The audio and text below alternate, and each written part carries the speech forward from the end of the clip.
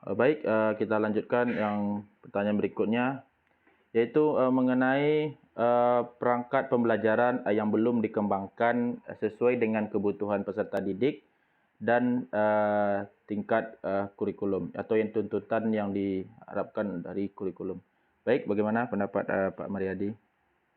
Baik, nah ini juga berhubungan dengan bagaimana kemampuan guru di dalam mendesain pembelajaran dan bagaimana si guru tersebut menyajikan materi-materi dalam proses pembelajaran dan dikuasai oleh siswa. Nah, kita memahami bahwa dalam kurikulum 13 itu kan proses pembelajaran itu kalau di 13 kita kenal dengan kompetensi dasar. Jadi kompetensi dasar adalah kompetensi minimum, minimum yang dikuasai oleh siswa. Nah, memang di dalam kurikulum 13 itu dia hanya target capaian pembelajaran itu sampai tingkat dasar saja. Nah, jarang sekali guru ketika siswanya sudah mencapai dan memenuhi kompetensi dasar, dia akan melakukan kompetensi lanjutan atau mungkin memberikan pembelajaran yang lebih luas lagi. Nah, kenapa? Karena berhubungan dengan waktu.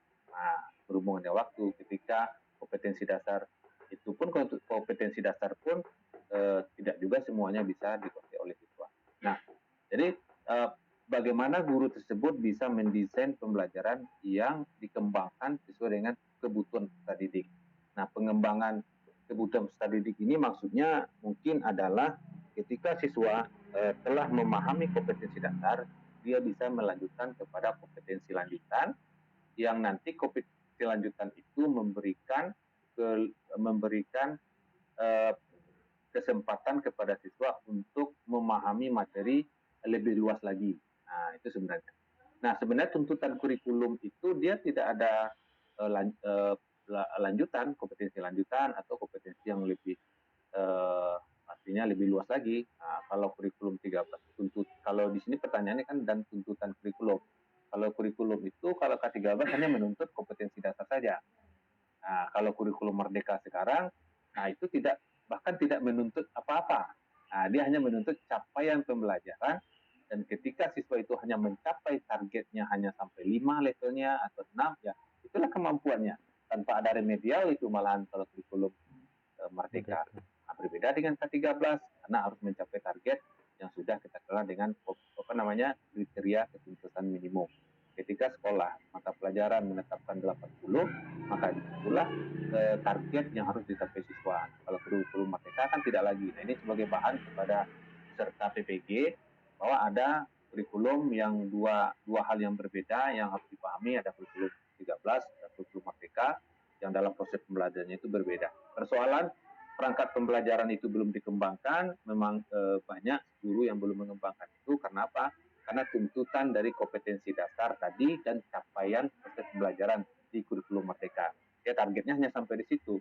Nah, mungkin ini persoalannya adalah kita mengetahui biasanya ini kan dilihat dari output siswa, kemudian sarana-prasarana pendukung, keluasan materi. Nah, ini sebenarnya berhubungan ke situ untuk pengembangan perangkat pembelajaran. Nah, kemudian kemampuan guru juga di dalam bagaimana dia berinovasi dari jawaban di atas tadi. Kalau dia sering berinovasi dan sering membuat satu pembelajaran membuat memilih metode dan membuat langkah-langkah pembelajarannya efektif, ya bisa saja dikembangkan. Atau tidak mungkin targetnya sampai kompetensi dasar dan capaian pembelajaran saja. Ke situ kira-kira. Itu jawabannya. Baik, terima kasih Nadi. Kita lanjutkan ke pertanyaan berikut, yaitu mengenai kurangnya penggunaan LKPD, ya, lembar kerja peserta didik. Ya. Nah, ini menarik sekali nih.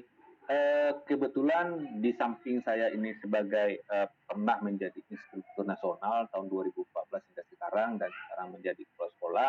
Nah, ini menjadi problem sekali adalah rata-rata hampir 9 sampai 80 hingga 90% guru itu dalam proses pembelajaran tidak menggunakan lembaran kerja peserta didik. Padahal LKPD ini adalah bagian yang sangat membantu guru di dalam proses pembelajaran interaktif dan pembelajaran inovatif. Kenapa demikian? Guru itu tidak hanya sebagai orang yang hanya menyajikan mata pelajaran, menyajikan materi pembelajaran, menyampaikan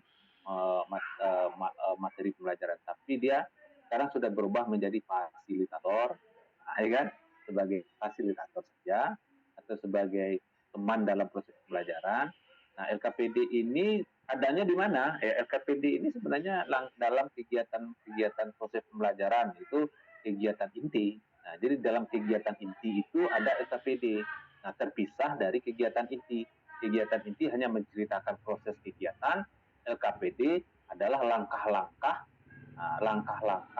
bagaimana siswa dituntun untuk problem solving. Nah, ini memecahkan Masalah. persoalan dalam proses pembelajaran. Karena pembelajaran sekarang kan model pembelajaran yang digaungkan oleh kurikulum Merdeka adalah project based learning dan problem based learning. Nah, jadi inquiry itu sudah mulai ditinggalkan orang. Nah, problem dan project dia. SD bagaimana? SD juga seperti itu. Jadi anak-anak SD itu diajarkan dia mencari sendiri. Nah, mencari sendiri kan tidak bisa ujung-ujung dia cari sendiri, tapi ada lembaran kerja peserta didik sebagai pemandu. Nah, jadi ada pemandu, di situ ada pertanyaan pemantik ya. Nah, pemantik ada pertanyaan-pertanyaan yang diberikan di dalam PKPD itu secara runut. Nah, secara runut saya inginkan apa kan dirunut. Kemudian pertanyaan itu nanti kalau dia di situ ada kolaborasi, ada kelompok di dalam siswa untuk mencari jawabannya, nah, nanti di situ ada langkah-langkah bagaimana mengorganisasi kegiatan pembelajaran, lengkap semuanya di situ. Sampai kepada dia nanti mencari hasil jawaban, mengkomunikasikan hasilnya, menyampaikan kepada temannya. Lengkap KPD. Jadi kurangnya pengguna KPD ini karena guru itu tidak pernah membuat KPD. Nah, itu aja persoalannya. Guru tidak terbiasa membuat KPD. Kenapa? Mungkin karena ribet. Nah, ribet. Kemudian yang kedua tidak ada waktu mungkin ya. Atau yang ketiga praktisnya ambil LKS. KPD itu sama dengan LKS. LKS itu kan mungkin tidak cocok di sekolah kita. Jadi perlu LKPD. Padahal untungnya kita buat LKPD ini adalah satu kali hari ini kita buat LKPD. Nah, mungkin di tahun-tahun berikutnya, semester berikutnya kita hanya mengevaluasi, menambahkan atau mengurang mana yang cocok dan tidak cocok. Nah, itu berhubungan juga dengan karakteristik dari siswa yang kita jumpai. Bisa saja tahun ini siswanya bagus, masuk sumber dayanya bagus. Nah, jadi kita tambah-tambah aja. Jadi itu persoalannya sebenarnya. Jadi ini juga perlu juga ada manajemen sekolah di mana kepala sekolah sebagai supervisor perlu harus melakukan pengawasan supervisi terhadap LKPD ini. Seperti sekolah saya ini wajib ini harus ada LKPD. Ketika guru tidak punya LKPD, saya tidak terima itu dokumen RPP dan perangkat pelajaran untuk melaksanakan kegiatan supervisi. Jadi pentingnya LKPD ini dalam proses pelajaran itu kalau saya angkakan itu 100% penting. Nah, kenapa kurang? Karena pertama guru ingin praktis, yang kedua malas membuatnya, yang ketiga mungkin tidak bisa membuat LKPD. Ada juga tuh guru tidak bisa membuat LKPD. Ini persoalan juga ini. Padahal sebenarnya dalam di YouTube itu banyak, kan ya. Jadi LKPD-nya sebenarnya ada 3 kegiatan ini. Yang pertama kegiatan pemahaman secara konseptual, kemudian LKPD tentang pelaksanaan kegiatan, kemudian LKPD tentang mengeksplor, artinya mengkomunikasikan, siswa mengkomunikasikan hasil yang diraih. Jadi 3 susunan LKPD, LKPD 1, 2, dan 3. 1, pemahaman konseptual, LKPD 2 berisikan tentang bagaimana dia mencari apa yang jadi problemnya, yang ketiga hasilnya. Nah, dia membuktikan. Siswa SD kelas 2 bisa semuanya. Itu disesuaikan juga dengan materinya. Jadi ketika siswa menemukan, oh begini caranya melompat ke depan. Padahal kan dia melompat ke depan aja. Nah, dia kan bisa melompat dengan 1 kaki, 2 kaki. Apa persoalannya nanti yang dijumpai?